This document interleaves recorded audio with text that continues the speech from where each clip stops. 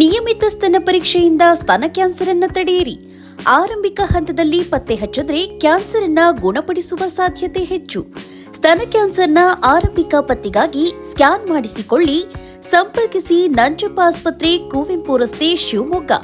ದೂರವಾಣಿ ಸಂಖ್ಯೆ 0812268000 ಅಥವಾ 0818223967 ಮತ್ತು ಮಾಗನೂರು ಬಸಪ್ಪ ರಸ್ತೆ, ದಾವಣಗೆರೆ.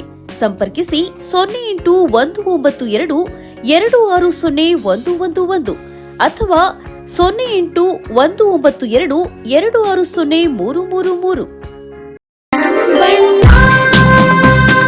ಸರ್ಫಾ ಕೋಟ್ಸ್, ಸರ್ಫಾ ಕೋಟ್ಸ್, ಸರ್ಫಾ ಕೋಟ್ಸ್ ರವರ ಸುದೀರ್ಘ ಬಾಳಿಕೆಯ ಸುಂದರವೂ ಆದ ಜಲಾಧಾರಿತ ಪರಿಸರ ಸ್ನೇಹಿ ಪೇಂಟ್ಗಳನ್ನೇ ಬಳಸಿ. Surfa luxury emulsion paint, odourless, low VOC, good for health, good for earth. Surfa coats. Karnataka ರಾಜ್ಯ ಸರ್ಕಾರವು ನಿವೃತ್ತ ಸರ್ಕಾರಿ ನೌಕರರಿಗೆ ವೇತನ ಪಾವತಿಸುವಲ್ಲಿ ಅನ್ಯಾಯ ಮಾಡಿದೆ ಎಂದು ನಿವೃತ್ತ ಸರ್ಕಾರಿ ನೌಕರರ ಸಂಘದ ಮುಖಂಡ ಎನ್ ಕೃಷ್ಣಮೂರ್ತಿ ತಿಳಿಸಿದ್ದಾರೆ. ಶಿವಮೊಗ್ಗದಲ್ಲಿ ಪತ್ರಿಕಾಗೋಷ್ಠಿ ನಡೆಸಿ ಮಾತನಾಡಿದ ಎನ್ ಕೃಷ್ಣಮೂರ್ತಿ, 7ನೇ ವೇತನ ಆಯೋಗದ ವರದಿ ಪಡೆದ ಸರ್ಕಾರವು 1/7/2022ರಿಂದ 31/7/2024 ನಿವೃತ್ತರಾದ ಎಲ್ಲಾ ದರ್ಜೆಯ ನೌಕರರಿಗೆ 1/8/2024 ಅನ್ವಯವಾಗುವಂತೆ ನಿವೃತ್ತ ವೇತನ ಒದಗಿಸುವಂತೆ ಜಾರಿಗೆ ತಂದಿತು. ಆದರೆ ಅದರ ಹಿಂದಿನ 2 ವರ್ಷದ ನಿವೃತ್ತ ನೌಕರರಿಗೆ ಕಾಲ್ಪನಿಕ ವೇತನದ ಹೆಸರಿನಲ್ಲಿ ಮೂಗಿಗೆ ತುಪ್ಪ ಹಚ್ಚುವ ಕೆಲಸವನ್ನು ರಾಜ್ಯ ಸರ್ಕಾರ ಮಾಡಿದೆ. ಇದರ ವಿರುದ್ಧ ಮುಂದಿನ ದಿನಗಳಲ್ಲಿ ಹೈಕೋರ್ಟ್ನಲ್ಲಿ ಕಾನೂನು ಹೋರಾಟ ನಡೆಸಲಾಗುವುದೆಂದು ಕೃಷ್ಣಮೂರ್ತಿ ತಿಳಿಸಿದ್ದಾರೆ.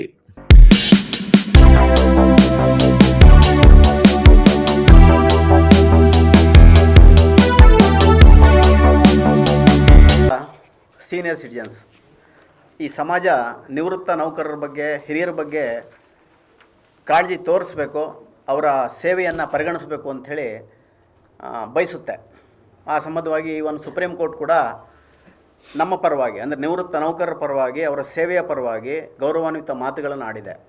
ಆದರೆ ದುರಾದೃಷ್ಟವೋ ಎಂಬಂತೆ 7ನೇ ವೇತನ ಆಯೋಗ ಅನುಷ್ಠಾನ 1/7/22ರಿಂದ ಆಗಿದೆ.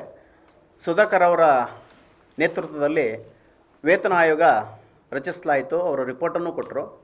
ಆದರೆ ಅವರು ಅಲ್ಲೊಂದು ಕ್ಲಾಸನ್ನು ಹಾಕಿದರು, 1/7/22ರಿಂದ 7ನೇ ವೇತನ ಆಯೋಗ. ಆದರೆ ಅದನ್ನು ಅನುಷ್ಠಾನಗೊಳಿಸ್ತಕ್ಕಂಥದ್ದು ಸರ್ಕಾರದ ವಿವೇಚನೆಗೆ ಬಿಟ್ಟಂಥ ವಿಷಯ ಅಂಥೇಳಿ. ಆ ಸಂದರ್ಭದಲ್ಲಿ ಸರ್ಕಾರದ ಉನ್ನತ ಸಮಿತಿ 1/7/22ರಿಂದ 31/7/24 ನಡುವೆ ನಿವೃತ್ತರಾದಂತಹ ಎಲ್ಲ ನೌಕರರಿಗೆ, ಅದು ಡಿ ದರ್ಜೆ ಇರ್ಬೋದು, ಕ್ಲಾಸ್ 1 ಆಫೀಸರ್ಸ್ ಇರ್ಬೋದು, ಅವರೆಲ್ಲರಿಗೂ ಅನ್ಯಾಯವನ್ನು ಎಸಗಿ 1/8/24ರಿಂದ ಮಾತ್ರ ಮಾನಿಟರಿ ಬೆನಿಫಿಟ್. ಅಲ್ಲಿವರೆಗೂ ಏನು ಈ 2 ವರ್ಷದಲ್ಲಿ ರಿಟೈರ್ಡ್ ಆಗಿದಾರಲ್ಲ, ಅವರಿಗೆ ಕಾಲ್ಪನಿಕ ವೇತನ ಅಂತಕ್ಕಂತಹ ಮೂಗಿಗೆ ತುಪ್ಪ ಹಚ್ಚುವ ಕೆಲಸವನ್ನು ಮಾಡಿದೆ. ತಾವೆಲ್ಲ ಪ್ರಜ್ಞಾವಂತರಿದ್ದೀರಾ ಸರ್? ನಿಮಗೆ ನಾನು ಮನವಿ ಮಾಡ್ಕೊಳ್ಳೋದಿಷ್ಟೇ, 1/7/22ರಿಂದ 31/7/24 ನಡುವೆ ಏನು ನಮಗೆ ಕಾಲ್ಪನಿಕ ವೇತನ ಅಂತ ಕೊಟ್ಟಿದ್ದಾರಲ್ಲ, ಇದು ಎಂಥ ಹಸಿ ಸುಳ್ಳಿದೆ ಇದರಲ್ಲಿ ಅಂದರೆ, 20ನೇ ಇಸ್ವಿನಲ್ಲಿ ರಿಟೈರ್ಡ್ ಆದಂತನಿಗೂ ಕಾಲ್ಪನಿಕ ವೇತನ ಬರುತ್ತೆ. ಹೇಗೆ ಅಂದರೆ ಸಿಂಪಲ್ ಲಾಜಿಕ್, ಅದು ಇರ್ತಕ್ಕಂಥ ಬೇಸಿಕ್ಕಿಗೆ 58.5% DA ಸೇರಿಸ್ಬಿಟ್ರೆ ಅದೇನು ಬರುತ್ತಲ್ಲ ಅದೇ ಬೇಸಿಕ್ಕು. ಈಗ ನನ್ನ ಕೊಲೀಗ್ಸ್ 20ನೇ ಇಸ್ವಿನಲ್ಲಿ ರಿಟೈರ್ಡ್ ಆದವರಿದ್ದಾರೆ, ಅವರಿಗೂ ಸೇಮ್ ಅದೇ ಥರದಲ್ಲಿ ಬೆನಿಫಿಟ್ ಆಗಿದೆ. 22ರಿಂದ 24 ರಿಟೈರ್ಡ್ ಆದವರಿಗೂ ಅದೇ ಬೆನಿಫಿಟ್ ಆಗಿದೆ. ಇವ್ರು ಕೊಟ್ಟಿದ್ದೇನು ಮತ್ತೆ? ಕೊಡಬೇಕಾಗಿರೋದು ನ್ಯಾಯಯುತವಾಗಿ, ಧರ್ಮಸಮ್ಮತವಾಗಿ DCRG, ಕಮಿಟೇಷನ್ನು ಮತ್ತು ಲೀವ್ ಎನ್ಕ್ಯಾಶ್ಮೆಂಟ್ ಕೊಡಬೇಕು. ಇದು ನಮಗಾಗಿರ್ತಕ್ಕಂಥ ಅತಿ ದೊಡ್ಡ ಘೋರ ಅನ್ಯಾಯ. ಸಣ್ಣ ಪುಟ್ಟ ನೌಕರಿ ಮಾಡ್ತಕ್ಕಂಥ ಅಟೆಂಡರ್ಗಳಿಗೆ ಹೆಚ್ಚು ಕಡಿಮೆ 6ರಿಂದ 7 ಲಕ್ಷ ರೂಪಾಯಿ ನಷ್ಟ ಆಗಿದೆ. ಅದರ ಮೇಲೆ ಎಷ್ಟೋ ಜನ ಅವಲಂಬಿತರಾಗಿದ್ದರು. ಹಾಗಾಗಿ ಈ ಒಂದು ಸಂಘಟನೆ ಬಗ್ಗೆ ನಾವೀಗಾಗಲೇ ನಮ್ಮ ಸರ್ಕಾರಿ ನೌಕರ ಸಂಘದ ಷಡಕ್ಷರಿ ಅವರಿಗೂ ಕೂಡ ಬೇಡಿಕೆಯನ್ನು ಸಲ್ಲಿಸಿದ್ವಿ. ಅವರು ನಮ್ಮ ಶಿವಮೊಗ್ಗ ಜಿಲ್ಲೆಯವರೇ. ಸುಮಾರು ಈ ಸಂತ್ರಸ್ತರು 26,000 ಜನ ಇದ್ದೀವಿ ರಾಜ್ಯದಲ್ಲಿ. ನಾವು ಷಡಕ್ಷರಿ ಅವರಿಗೂ ಅವರು ಹೊಸ ಕಟ್ಟಡದ ಉದ್ಘಾಟನೆ ಟೈಮಲ್ಲಿ ಊಟ ಹಾಕ್ಸಕ್ಕೆ ಬಂದಾಗ ನಾನೇ ರಿಕ್ವೆಸ್ಟ್ ಮಾಡಿದೆ, ಅಣ್ಣ ನಮ್ಮ ಜಿಲ್ಲೆಯಿಂದ ಹೋಗಿದೆಯಾ, 2ನೇ ಬಾರಿ ರಾಜ್ಯಾಧ್ಯಕ್ಷ ಆಗಿದೆಯಾ, ದಯವಿಟ್ಟು ನ್ಯಾಯ ಕೊಡಿಸಪ್ಪ ಅಂತ ಸಲಿಗೆ ಇದೆ ನನಗೆ ಅವ್ರ ಜೊತೆಗೆ. ಹಾಗಾಗಿ ಶಿವಮೊಗ್ಗದ ಎಲ್ಲ ನಿವೃತ್ತ ನೌಕರರು ನಮ್ಮ ಮೇಲೆ ಕೆಂಗಣ್ಣಲ್ಲಿ ನೋಡ್ತೀರಾ, ನಿಮ್ಮ ಶಿವಮೊಗ್ಗ ಜಿಲ್ಲೆಯ ರಾಜ್ಯಾಧ್ಯಕ್ಷರು ಅವ್ರ ಹತ್ರ ಕೊಡಿಸ್ಲಿಕ್ಕಾಗಿಲ್ಲಲ್ಲ ಸರ್ ನೀವು ಅಂತಾರೆ. ಆಮೇಲೆ ಭೈರಪ್ಪನವರು ಕೂಡ ಇತ್ತೀಚೆಗೆ ಅವರು ಪ್ರಾಮಾಣಿಕ ಪ್ರಯತ್ನ ಮಾಡ್ತಿದ್ದಾರೆ, ಡಾಕ್ಟರ್ ಕೆ ಭೈರಪ್ಪನವರು. 29ನೇ ತಾರೀಕು ಬೆಳಗ್ಗೆ 9 to 10 ಆ ಸಂವಾದಕ್ಕಾಗಿಯೇ ನಮ್ಮನ್ನೆಲ್ಲ ಕರೆದಿದ್ದಾರೆ.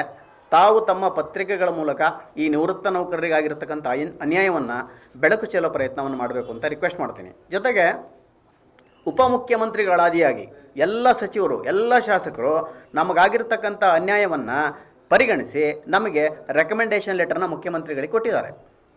ಆದರೆ ನಾವು 2-3 ಸರಿ ಅತಿ ದೊಡ್ಡದಾಗೆ ಫ್ರೀಡಮ್ ಪಾರ್ಕ್ನಲ್ಲಿ 15,000 ಜನ ನೌಕರರು ಸೇರಿಕೊಂಡು ಒಂದು ಮುಷ್ಕರವನ್ನು ಮಾಡಿದ್ವಿ. ನಮ್ಮ ಇಬ್ಬರು ಲೀಡರ್ಸ್ಗಳು ಕೂಡ ಆ ದಿವಸ ಬಂದಿದ್ದರು. ಭೈರಪ್ಪನವರು ಬಂದಿದ್ದರು, ಷಡಾಕ್ಷರಿ ಅವರು ಬಂದಿದ್ದರು.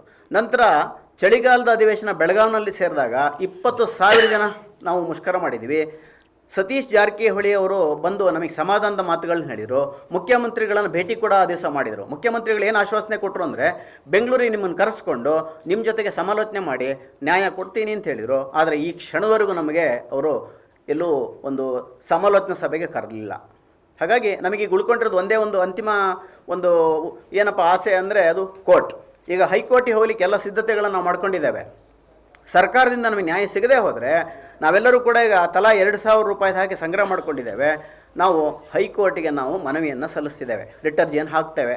ಹಾಗಾಗಿ ಅಷ್ಟರ ಒಳಗಡೆಗೆ ಸರ್ಕಾರ ಈ ನಿವೃತ್ತ ನೌಕರರ ಸೇವೆಯನ್ನು ಪರಿಗಣಿಸಿ, ಅದು ಅಲ್ಲದೆ ಕೋವಿಡ್ ಟೈಮ್ನಲ್ಲಿ ನಾವು ಸರ್ವಿಸ್ ಮಾಡಿದ್ವಿ ಸರ್, ನಿಮಗೆಲ್ಲ ಗೊತ್ತೇ ಇದೆ. ಬೇರೆ ಬೇರೆ ಇಲಾಖೆಯವರೆಲ್ಲ ಇದ್ದೀವಿ ನಾವು. ನಮ್ಮ ಪ್ರಾಣದ ಹಂಗು ತೊರೆದು ಕೆಲಸ ಮಾಡಿದ್ದಿದೆ. ಹಾಗಾಗಿ ಕೆಲಸ ಮಾಡೋದನಿಗೆ ನ್ಯಾಯ ಕೊಡುವಂಥದ್ದು ಸೋಷಿಯಲ್ ಜಸ್ಟಿಸ್. ಅದು ಕೊಡದೆ ಹೋದರೆ ಹೇಗೆ ಅನ್ನೋದು ನಮ್ಮ ಪ್ರಶ್ನೆ. ದಯಮಾಡಿ ನ್ಯಾಯ ಒದಗಿಸುವ ನಿಟ್ಟಲ್ಲಿ ನಿಮ್ಮ ಎಲ್ಲರ ಸಹಕಾರ ಇರಲಿ ಅಂತೇಳಿ ಹೇಳ್ತಾ, ನನಗೆ ಮಾತಾಡಲಿಕ್ಕೆ ಅವಕಾಶ ಮಾಡಿಕೊಟ್ಟಂಥ ನಮ್ಮ ಜಿಲ್ಲಾ ಸಂಘದ ಅಧ್ಯಕ್ಷರಾದ ಚಂದ್ರಪ್ಪನವರಿಗೂ ಎಲ್ಲ ಗೌರವಾನ್ವಿತ ಪದಾಧಿಕಾರಿಗಳಿಗೂ ವಂದನೆಗಳನ್ನು ತಿಳಿಸ್ತೇನೆ. ನಮಸ್ತೆ.